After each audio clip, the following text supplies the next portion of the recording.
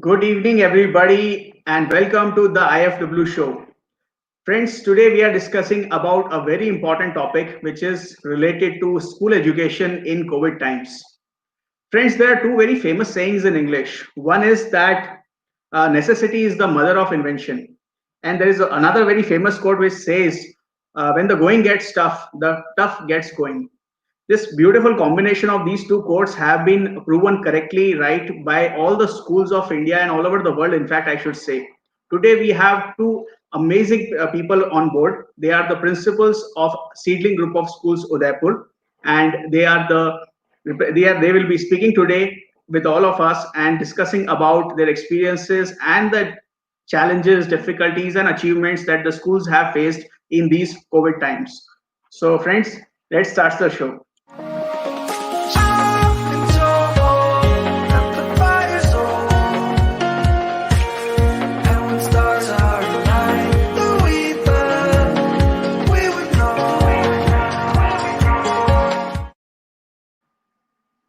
All right. So my first guest today is Kirti Makan ma'am. She is the principal of Seedling Modern Public School, Udaipur. Good evening, ma'am. How are you? Welcome to the IFW show. Good evening, Karan sir. I'm fine. Looking forward to this show today. Thank you so much, ma'am, for accepting our invitation and being a part of this show. Today, we are very eager to know your inputs on the so many important questions that we have from you for you, and people will be very excited to listen to you what you have to say on them. And friends, we have our another guest speaker today, Rashi Rohaddu, ma'am. She is the principal of Seedling the World School from Seedling Group of Schools, Udaipur. Rashi, ma'am, good evening to you too, and welcome to the IFW show. Good evening, Karan sir. Good evening, Makan ma'am. I am very humbled to be a part of this show, certainly. Looking forward to the candid interaction. Secondly, and thirdly, I must compliment you for the two sayings. Necessity is the mother of invention, and the going gets tough, the tough get going. Very true, sir. Nice note to begin on. Thank you so much, ma'am. So, ma'am, since Kirti Makan ma'am is the senior person in this panel right now, we would love to start with you, ma'am, first. You are the principal of such a prestigious school of Udaipur, Seedling Modern Public School, and that school represents CBSE board, central board. And I would just like to first start with asking you a very basic question, which is very important from the audience point of view, because I would like to ask you that how has been the journey from your perspective, being since the lockdown began in March. So it has been around 9 months now that we have seen the lockdown situation, and students and schools have done a wonderful job in online education. So what has been the journey? If you can, in summary, let our audience know what was your experience of these 9 months, please, ma'am.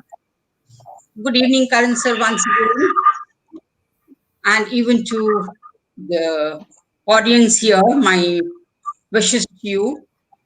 Sir, if I talk about any journey, I would say that only impossible journey is the one you never begin. But this journey, as you said, began nearly, say, 9 months back. I would also say this journey is not a never ending journey. It will definitely reach its destination. So let's all be very optimistic about it. Now, if I talk about the journey of Seedling during COVID times, I would say there has been growth, there has been improvement, and there has been a very life spirit of the teachers to do the best for their students. For this, I pay my obeisance to all the educators, in particular the Seedling staff. Now, my obeisance for these Seedling staff is for the 360-degree transformation, which of course has become the need of the hour too. This transformation that has taken place has been a blessing in disguise in reasons more than one. The journey has actually taught the educators a lot and has given them a push, and they have come a long way now in these 9 months. Thus, ones who were very not comfortable facing the camera, or they had even not heard of these distant teaching platforms like Skype, Zoom, and Google Meet, they are teaching online. In fact, the online teaching has become the default mode of education. They're so comfortable now and very confident that they come out with their own videos, their own PPTs, their own testing techniques. Why? Because they all believe in the saying that if we teach our children today the way we taught them yesterday, then we are robbing our children of their future. To put it in a little different way, I would say the educators or the teachers have now learned how to combine this technology, their pedagogy, and content. This will definitely ensure real world solving students and very cooperative learning will take place, I feel. We all are aware what Alvin Toffler had once said. He had said, who will be the illiterates of 21st century? The illiterates of 21st century will not be the ones who cannot read and write, but the ones who cannot learn, unlearn, and relearn. I Right. feel the educators of today have already unlearned and relearned. They, in fact, have reinvented themselves and their occupation to do best for their students and their schools. So, Karan sir, according to me, the journey of Seedling during this COVID time has actually been like a journey where we definitely could not change the direction of the wind, but Mhm. we adjusted our sails and reached our destination. So, very smooth working is on in Seedling, even in online classes. Amazing, amazing, ma'am. And I'm sure that what you are saying is resonating with many other schools also, because the not only I can say it from on behalf, I guess all the schools in India have done such a wonderful job, and by making sure that the learning for the students don't stop, and the innovative ideas and the adoption of technology with the speed with which the teachers have learned the new technology is amazing. So that brings to my next question to Rashi ma'am. I would just like to ask you, ma'am, that how the teachers have adopted these new technologies. Just Makan ma'am mentioned that all these terms like Skype, Google Meet, and all these terms were very new for all the teachers, I am sure. And they immediately, within few days, they became champions of these technologies. Like it takes so many months and years to become a good YouTuber or develop confidence to how to speak on a camera and things like that. But teachers have done amazing job. They have mastered this art so beautifully. So my question to you is basically how the teachers have adopted this change and adopted these technological platforms for online teaching. Uh, Karan, to be very honest, you are thrown in the ocean. Either you swim or you drown. Where's the third choice? So swimming, certainly, we are human beings. We'll flail, we'll try our best, to survive the situation. So such is the situation, such is the thing with the teachers as well. And to be very honest, I must admit that teachers have done a fantabulous job. I mean, I have all appreciation for them to becoming abreast with technology all of a sudden. Karan sir, if I remember the time when in March, when this lockdown was announced, it had sent jitters to us. I mean, what will happen to education? How will we teach our children? The future is so uncertain. When will things be back to normalcy?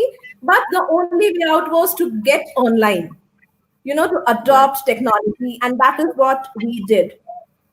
Now, these unfortunate times have really thrown a lot of challenges to teachers and educators.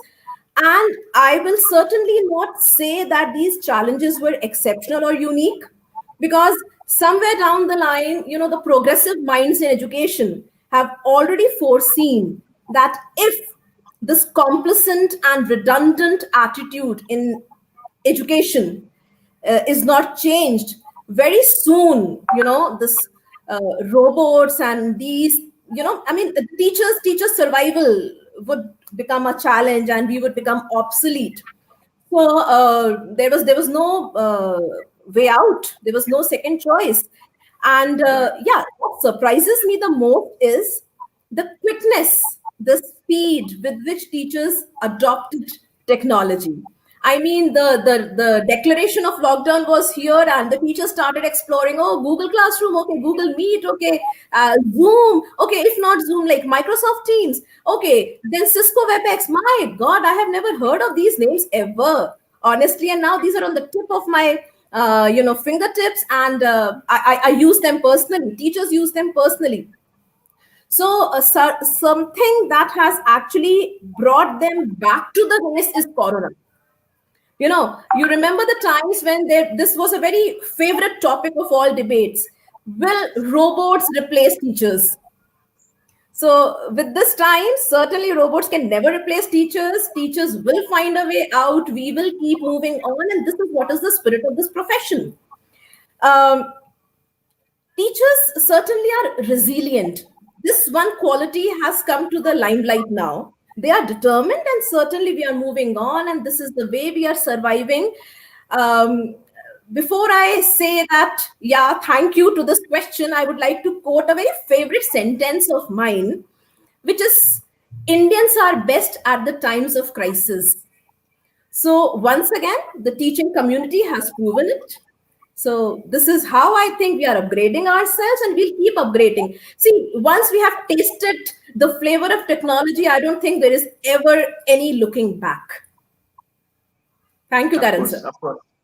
Of course, ma'am, and well explained, ma'am. And I'm sure that because now teachers have tasted the technological front, now the teachers of India from all backgrounds, like and all from all segments, like schools, colleges, anywhere in the higher education, will do a great job and in imparting better education for all the students. So that's great, in fact, for everybody. So my next question will be to Kirti Makan, ma'am.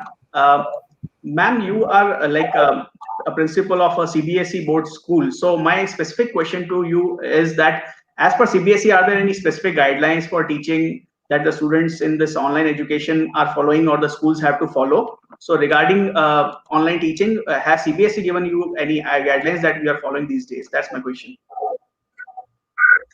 Karan sir, Ministry of Academic had announced certain guidelines and recommendations. First and the foremost was that there should be a cap on screen time. The pre-primary students should not be allowed to sit in front of the screen for more than 30 minutes. For classes 1 to 8, the suggestion given was they could attend 2 to 3 slots of 30 to 40 minutes. Then coming to classes 9th to 12th, they said that 4 classes could be taken for senior sections. This was the first strong recommendation from the CBSE. Secondly, they said that the schools should maintain a balance between online and offline activities. Yes, these two are taken care of by us at Seedling. In addition to giving us these guidelines, the CBSE also provided us a lot of infrastructure, knowledge sharing. The apps like Diksha and ePathshala were released with a lot of content as per the books of NCERT. Not only this, creative and critical thinking questions and other question banks, videos, PPTs, lesson plans, quizzes, all these were also provided to us by CBSE particularly for our senior classes. Now coming to assessment, yes, Karan, I feel that measuring the academic readiness and learning progress and even skill acquisition, the students need to be assessed. Karan, Seedling actually believes that teaching and testing should go hand in hand. Not that in one go I finish off my teaching and then I start testing.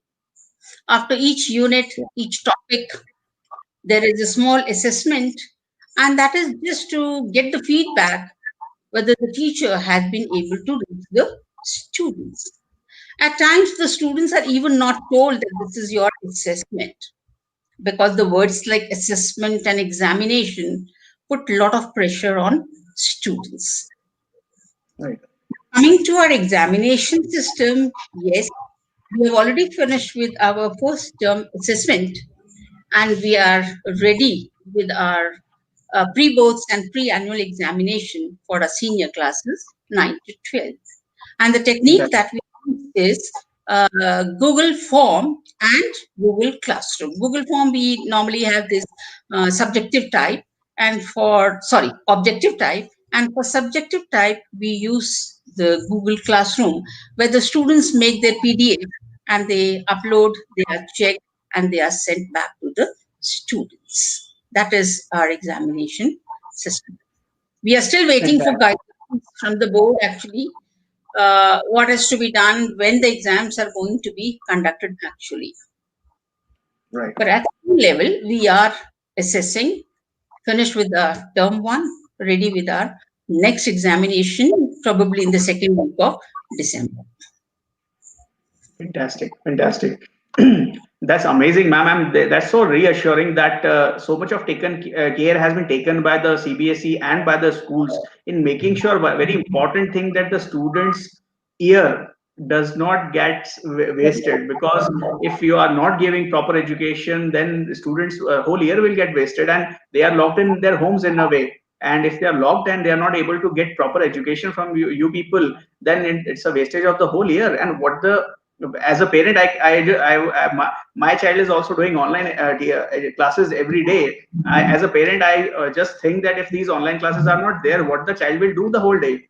So it will become a complete mess for the overall academic growth of the child. So amazing, ma'am. The energy, what you told about the assessment and exams is also very reassuring, that even the board and the schools are taking care of that part also, so that the overall academic structure is maintained and managed in a very cohesive way. So that's fantastic and assuring, ma'am.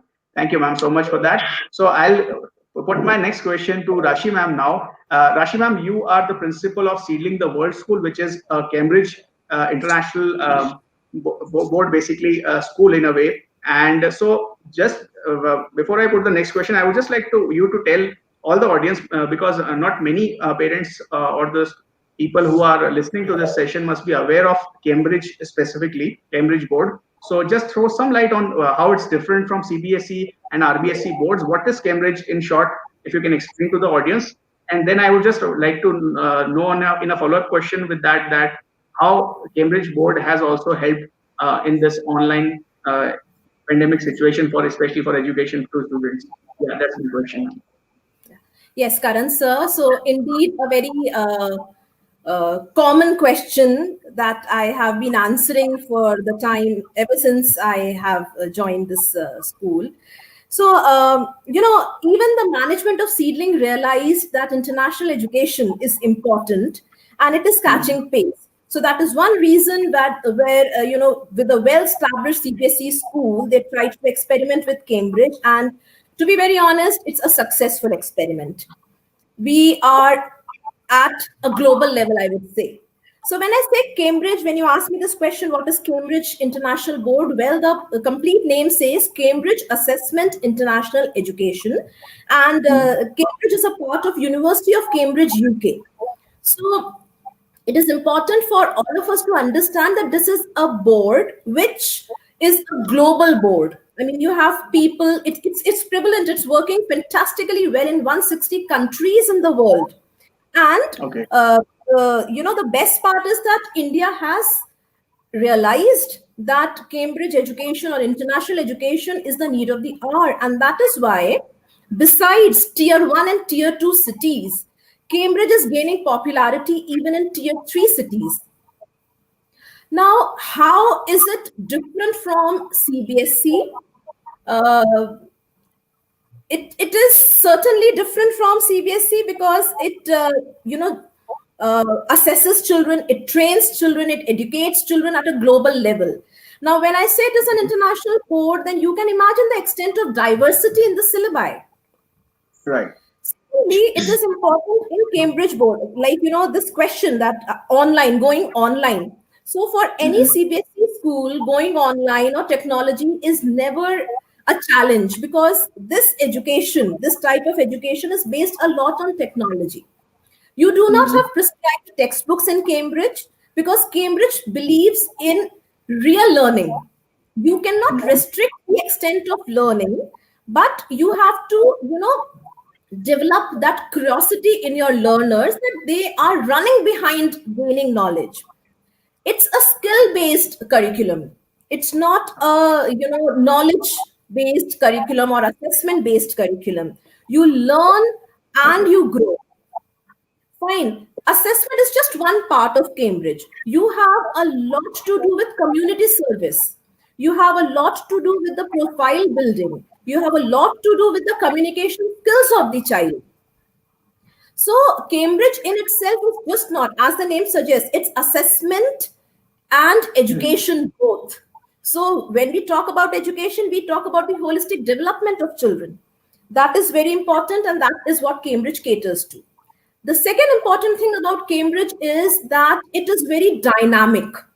It assesses the need of the hour, and you can see new syllabuses being included in the curriculum.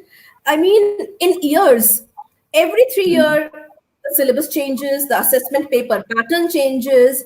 Teachers have to be regularly trained to, be completely at pace with what Cambridge expects from you. Well, since you're asking me to, talk about how it is different from CBSE, Karan sir, I would beg my apology from anybody if I mistakenly am, hurting the sentiments. But the fact of the matter is that I myself am a proud product of CBSE. I have taught in CBSE for 15 good years of my teaching career. But yes, when I shifted to Cambridge, the first question that struck me was, why did this tryst not happen sometime before? Why did this delay happen? Because, other than, learners, teachers also grow a lot. You completely change in your perspective towards looking at education. So Cambridge is just a wow thing if you are interested. It's an international board. Certainly exposure is endless, fathomless exposure you get. Be it a teacher, be it a pupil, you become a part of that international community. I must say that I'm very happy with this NEP 2020 coming in, and I am keeping my fingers crossed that the reforms that have been suggested, they should be the way they have been proposed, they should be implemented in the true spirit. Somewhere down the line, I really feel CBSE has to catch pace. It's a dominant board in our country, but there is no harm in taking the best from outside. So just this, that is what I would like to say. Sure. Fantastic, ma'am. Very well explained, and I'm sure many parents would have got benefit, and their confusions regarding Cambridge board must have also got cleared by your explanation. So thank you for that. I would like to ask Kirti, madam. Karan, so one thing very important that probably I missed speaking is that it's an international board, and when we talk about honing the skills of the pupil, it is very important to understand your child in and out. It is very important to understand the potential of your child, the uniqueness of your child, the strength of your child. And that is only possible when the teacher-pupil ratio is low.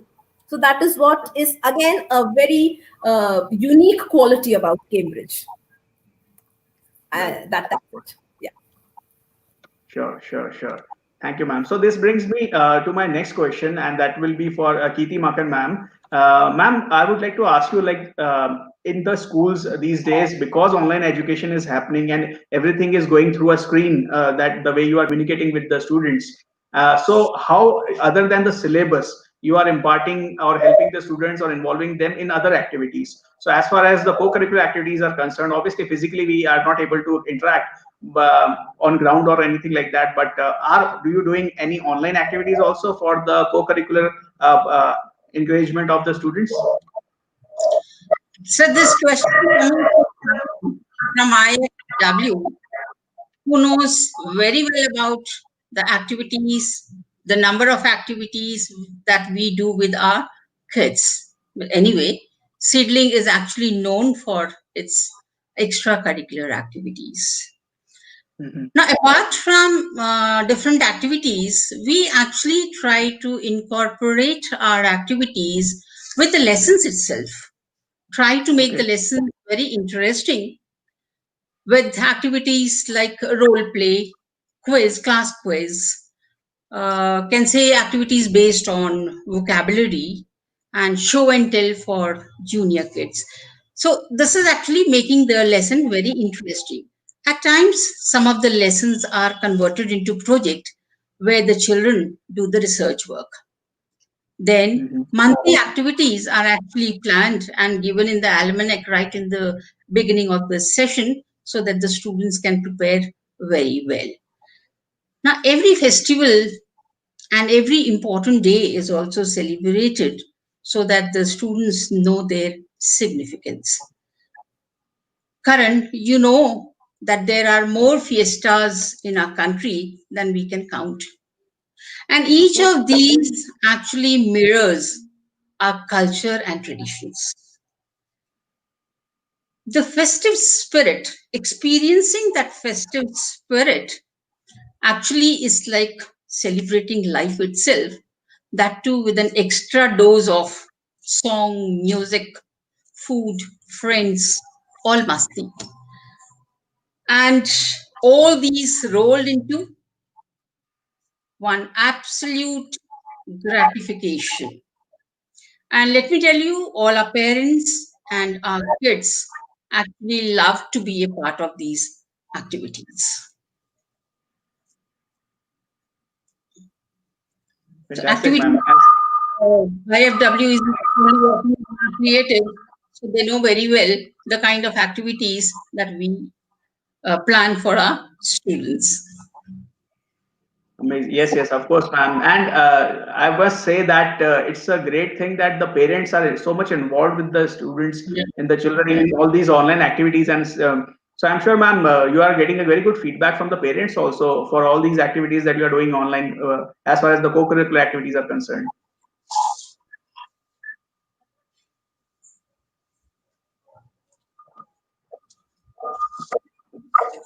Okay, so I'll move forward to the next question that I have, and that I'll take up to Rashi ma'am, and that is related to right now we are in the mid session, or let's say very soon reaching to the end of this academic session. So what is the way forward? How are we taking in the future plans of now? And because I guess from January onwards, the next admission session will start, and people will be thinking about that. The parents will be thinking about that. So what's the way ahead? How are we assessing everything and the time in which we are, and how are we planning to close the session and move up to the next session? So could you please throw some light on that? Yes, Karan sir, it's certainly the question of the hour.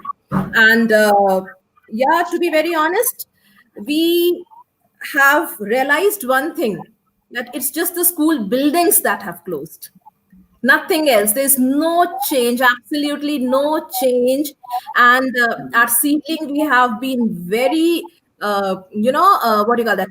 Careful. We have been fastidious in assessing the situation and taking measures at the right time. So it's just that the school building is closed, education is going on in full stride. Be it pupil, be it teachers, be it administrators, we have all adopted technology very comfortably, and the classes are running as timetable. There are co-curricular activities, extracurricular activities that are happening as planned. Assessments are going on. So, I mean, we are not compromising on anything, because we really believe that 1 year of a child's life matters a lot. You cannot, at any point in time, take the risk of ruining it. So, What I see is, sir, that in school system, it is very obvious, a very common term which is used, substitutions. So when I see, probably when the physical schools are also resumed, so there can be a good opportunity that a teacher who's planning to take a leave, unless it is an exigency or an urgent situation, they can record their lessons and send. Or if they are not in a position to come to school, they can take a class online, because the school has become completely updated with technology. Children also will not miss out on a class, for example, if they do not attend school on a particular day. So it's now moving ahead, as I mentioned. There's no looking back, and technology has really given us a flavor of how diverse we can go. So probably this is the way forward, I think. Fantastic, ma'am. So I'm sure with the what Kirti ma'am earlier said and what you said, that since all the activities, all assessments, exams, everything is so much well planned and so much well executed, so students won't miss out on anything, and very comfortably they can be they can proceed to the next coming session also, and they can plan their all the active parents can plan all the activities for the coming session also, as far as the admissions are concerned, or as far as the promotion of their students to next school or new school are concerned. Everything is all organized in a very balanced way, just like you used to do it earlier in a very when there was no COVID over here. So that's fantastic and so assuring. So this brings me to the next very important question to Kirti Makan ma'am. Ma'am, like ma'am, Rashi ma'am also mentioned about it, that the new education policy which was announced by government, right? So what are the basic, if you can highlight 2, 3 main takeaways of this new education policy, especially when it comes to the school education. So if you could if you could throw some light on the new education policy for schools specifically. Karan sir, this is actually a very extensive document with a lot of changes for positive. The first one I feel is the 10 plus 2 system will be replaced with 5 plus 3 plus 3 plus 4. Now, first initial 5 years of a child will be considered as foundation years, which will include his pre-primary classes, Anganwadis, and classes 1 and 2. The next 3 years are the preparatory stage that will take care of classes 3, 4, and 5. Then next 3 years are the middle stage for classes 6, 7, and 8. Coming to the next 4 years, that will be taken as the secondary stage, which again has 2 phases, classes 9 and 10 and classes 11 and 12. Now, the main change that I'm talking about here is for the senior secondary level, or here it will be only secondary stage, is a shift to multidisciplinary system where students will have access to a variety of subject combination that they can choose as per their interest and as per their skill, instead of strictly being divided into arts stream, commerce stream, and science stream. That is very interesting for us. Secondly, instead of taking exam every year, the child will have to give main 3 examinations, that is in class 3, in class 5, and class 8. See, 10 and 12 board examinations will continue. Okay. The third was inclusion of vocational subject for class 6th onwards, which will even include internship. That was very interesting. And lastly, I feel is high performing Indian universities will be encouraged to set up campuses in other countries, and selected universities like those from among top 100 universities will be facilitated to operate in India. That I Fantastic. felt was to take control of this brain drain. So these are the major takeaways for the school level. And then there are many other changes, of course, positive, I would say, at post-graduation level and graduation level. A lot of changes with the examination pattern as well. But this were for the school level students. Right.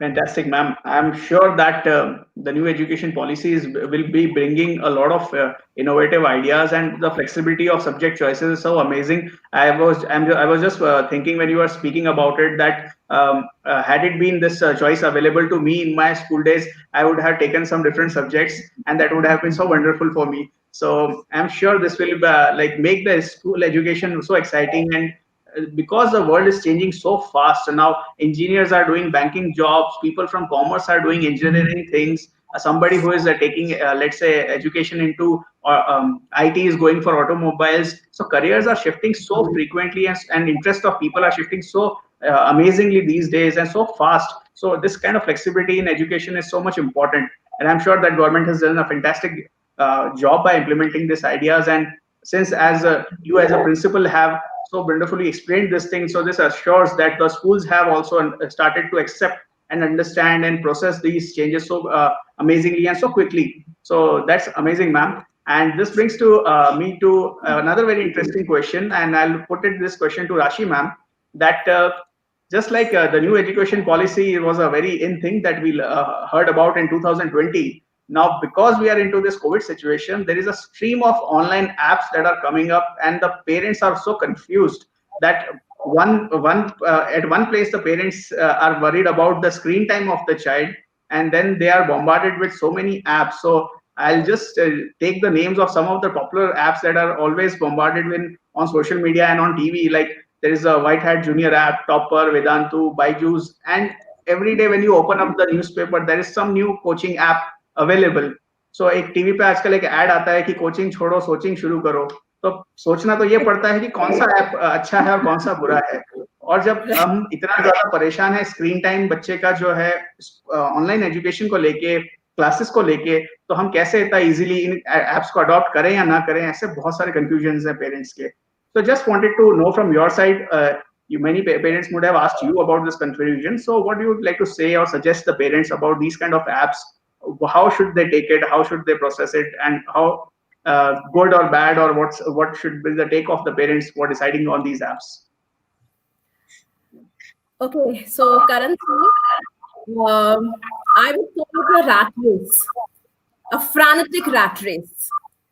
Yes, please take my words regarding these apps and the claims they make with a pinch of salt. See, this is a competitive world. Marketing is completely at a different tangent these days. And the way these apps leave no stone unturned to prove what miracles they can do to your child. And, certainly, who wants that their children children don't excel in life? So these poor parents somewhere down the line are lured into putting the kids into this dungeon, and they certainly see some Einstein or some Shakuntala Devi popping out from nowhere in their child. So I feel sorry at times. It's not a fault of the parents even. The times are such, competition has increased so much that it has the children have become the trophies for their parents now. Okay, so what do they talk about? Acha, have you joined Byju's? Okay, are you doing White Hat Junior? So, this is the talk that in fact goes on with children as well. So I just want to say that let the children grow naturally. Schools are certainly doing a decent job, and there is no if and but about it. So it's better that a child invests his time in nurturing, honing his hobbies, his interests, language skills, artistic skills. I mean, we are not preparing robots for the future world. We are not preparing machines for the future world. We are preparing human beings who have a heart, who have feelings, who have interests. Let them not be completely tuned into somebody who just thinks of nothing but money and fame and excellence in life. So I really feel that pushing these children early in this daily grind would just pressurize them, and it is not a wise decision. Uh, with these apps coming in, certainly conceptual teaching and skill enhancement is not possible. That is where the school will be there intact. And to be very honest, if I take example of White Hat Junior, because I have a personal experience with this, my daughter also tried the trial class there, and she somehow liked it. I do not say this is bad. It's a good app. Certainly, they've come up with something which is going to be the need of the hour. But is coding for everybody? Is it a call for everybody? Understanding that is very important. Parents here have to understand that the decision they take for their child today must be very judicious, must be friendly with the needs and the requirements of the child, and it should not jeopardize their future. So just a thought that what worked well for you may not work well for me.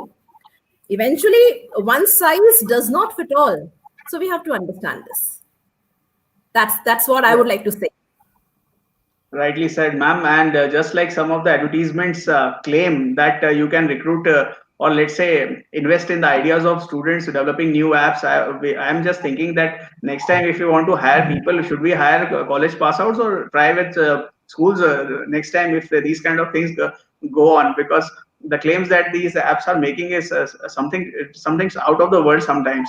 But I would just like to add, because like I'm from the field of technology, so I would just like to add one point from my side, that if you are using these apps or for coding and things like that for the students, and if you are taken it as a fun activity or an additional co-curricular activity, then it's fine. But coding sikho and dunia badlo is not for everybody. So not everybody is a coder or everybody is a programmer. Even people without coding also can change the world. They can change dunia. So that is one point that I would like to add over here. So this brings to relatively to the end of this show, ma'am. So thank you so much for giving your time to this particular session. I'm sure you are very busy, and this time that you have given for this online show is, we are very thankful for that. So to end the session on a very high note or very nice and comfortable note, I would just like to ask the same question to both of you. And that question is that since the online sessions have begun in the last 9 months, what has been your interesting takeaways or interesting incidents or any experience that you have felt that you would have never felt it in the earlier time period? So if you would like to share with that with the audience about that. So I'll start with Geeti Makan, ma'am. Karan, here, I can recall my own experience with this online teaching. I very well remember when the orientation session was taken by Naman sir. I found it very difficult where to find this mic switching off, and where should I find this button to switch off the camera or switch on the camera. So it was a lot like I had no idea, and I have no hesitation also in saying that I'm not a very tech savvy person. But now I think I can change my statement. I am not tech savvy person. I was not tech savvy person. Now I think I find myself comfortable using the devices to attend the classes, observe the teachers when they're teaching on different platforms. So, but still, I would admit, I still have to go a long way, I feel, in this technology. Now, coming to the success story, if you would say, I feel that I can mention here about the award that school has very recently received, that is the most innovative school in COVID-19. Why I am taking this opportunity? Because we are talking about our journey during COVID times and syllabus, activities, everything during COVID times.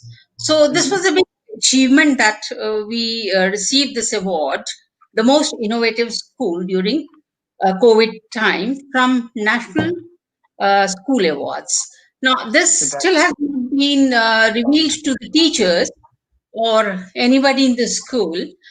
because we are still waiting for the trophy and the certificate.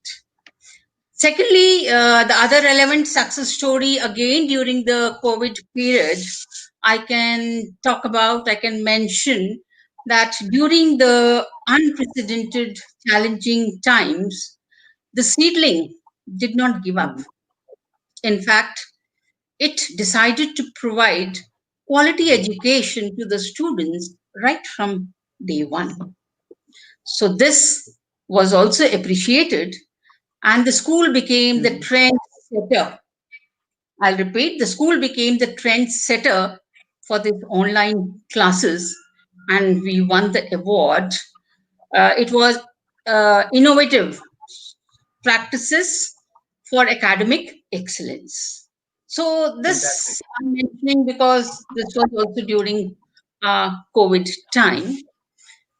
And these success stories actually cement our faith in our own endeavors.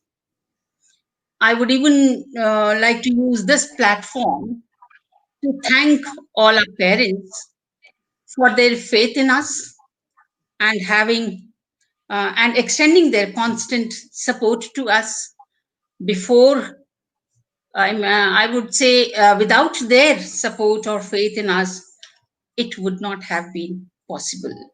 So their encouragement actually gives a moral a boost, and we try to achieve bigger accomplishments. So my thanks to all the parents for their faith. So if you are trusting any school, you have entrusted as the biggest responsibility of taking care of your child. So that faith, if the parents have, the battle is won. So Of very course. thankful to all the parents for their constant support in all our achievements that we have achieved so far. Amazing, amazing, ma'am. So normally we do take a lot of online questions also, but since we had so many questions already with us, and still we had so many questions, but we had to respect time also. So I'll just ask a quick question that has come to me online, but I'm not able to resist to ask this question to you. So I'll just shift this question to Rashi, ma'am, before you do, give me your last takeaway moment or the great moment of this year. And I have a small question that has come to me. It is saying about how do parents manage the mood swings that children exhibit as they are grounded indoors? So the children are locked right now, and I'm sure many parents must be asking you Ki, how to handle the kids at this moment in these times. So would you like to take up this question? Thank you so much, sir. Thanks a lot. Since I'm a mother of a teenage child, I really understand what mood swings mean, and I would, in fact, like to put forth a question to the parents. Understanding the fact that these are unprecedented times, understanding the fact that these are trying times for us, what are you doing to support your child? They need time, they need companions. Are you ready to become their companion? Are you ready to spare 1 hour of your time at night before going to bed to play with them, to talk to them? We can just begin with a small game like playing Ludo. I mean, see, we have to find a way out. Children are manageable. We portray that they are some unmanageable people. No, they are not. They just need love. These are centennials. Please find the meaning of the word centennial. We are dealing with centennials, and we cannot deal with them with our old redundant approach, with our old redundant thought process. Come to Right. their level, become their friends, extend a warm hug to them every time they see you see them. They will not throw their tantrums, and even if they throw tantrums, to some extent it is manageable. I mean, we have to accept it. We throw tantrums, right? So this is just what I would like to say. Spare a while, be with your child. Don't find faults, find a solution to help your child. Great, great. Thank you, ma'am. So my last question to you is that in the last 9 months, what have you, any incident or any particular experience that you would like to share with the audience? I must admit, Karan sir, children are far ahead of us in technology. And this journey wouldn't have been possible had children not held our hands or held the hands of their teachers. I second when it comes to success story with Markan ma'am, because yes, Seedling has, in fact, as a young school, Seedling, the World School has, been awarded as the high potential emerging school, and we are very much in line on the top places with the education world as well. So Great. that is the success story, certainly. But the memorable incident, if you talk to me about, it's a little embarrassing, but I would share. You all know that this Zoom bombing happened when initially the online classes started. It was very much in the news, Right. you know. So I was in between a session with my children, and all of a sudden, this inappropriate thing started to come up. I became so nervous that I did not know what to do. I did not know how to handle the situation. And trust me, Karan sir, that was the time my children comforted me. They said, "Ma'am, we are telling you follow the steps." And they asked me, "Okay, go to settings, deactivate this, do that." And finally, I was like done with that. And but the experience was so difficult to digest that, in fact, after the class they gave me a call and they said, "Ma'am, it's fine, we are young people, we understand." So I felt that, how lovely these children are. They are ready to accept you with flaws. Why can't we accept them with flaws? Why do we have n number of expectations from our children? So just that is it. And yes, certainly when I go to observe classes, children click funny pictures, they post them on the group. It's just for the sake of hearty laugh. So yeah, beautiful experiences come with online classes as well. Fantastic, fantastic. So amazing, ma'am. Thank you, Kirti Makan, ma'am. Thank you, Rashi Rohatgi, ma'am, for your wonderful time that you have given for answering so wonderfully all the questions that we had for you. We could have like go on for hours and hours and discuss about a lot of things and experiences in school education. But yes, we have to respect time of us, of you, and also of the audience. So thank you so much for this amazing session. And we would like to end this session right now. And with this, I would just like to say that to all the audience watching this show, that this IFW show comes up every Friday at 8 p.m. and every week we cover a new topic with a new theme, and we always have wonderful expert speakers who are champions of their particular cause, and they are experts of their field. And it's so amazing to have you on this show. So thank you, ma'am, once again. Thank you to the Seedling management for letting us allowing to have this session with the online on Facebook pages of Seedling and on of IFW also. So thank you everybody, and good evening and good night to everyone. Thank you so much. Thank you, Karan sir. Thank you. Thank you.